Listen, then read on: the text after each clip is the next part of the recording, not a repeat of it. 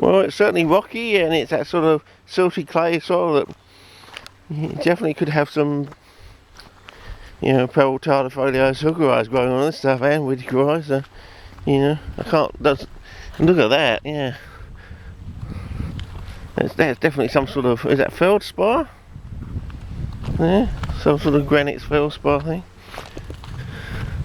Sticking out there with those shiny little tiny crystals. Yeah. Anyway, we'll see.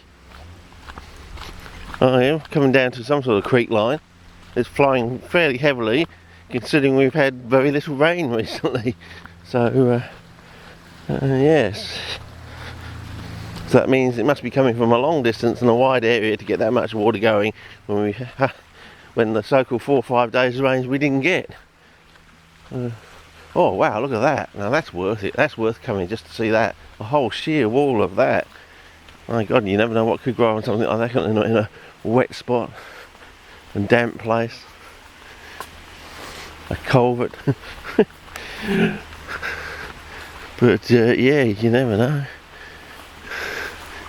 You never know. You might find a patch of cliff face banana, or maybe even a new, a species of Drosera hanging on for hundreds of thousands. Oh, the other thing I thought about is if it takes about 100,000 years for things to speciate, what about going the other way? You know, we've had like 80,000 years of human occupation.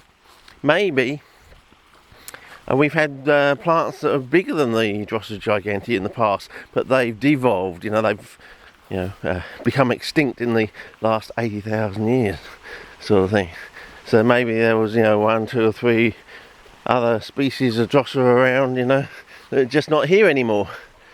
Because over a period of about 100,000 years, instead of species evolving to new species, other species just died out in that same amount of time.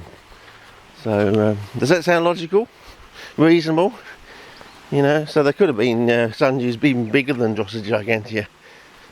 Whether or not my one I used to know as a child was a special diploid or quadruploid sort of form, I don't know, but God, I used to stub my toe in my mum's Wellington boots. I mean, stubbing a toe is one thing, but stubbing a toe when you're actually in a Wellington boot just really mentally depicts how tough they were in the ground. It's like having an iron bar coming out of the ground, basically. So, yeah. And I just don't know what it is with the spacing of them.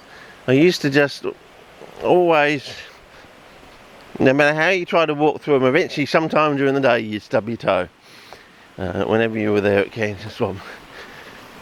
Well, it must have been, I would think, am I really that clumsy? I don't think so.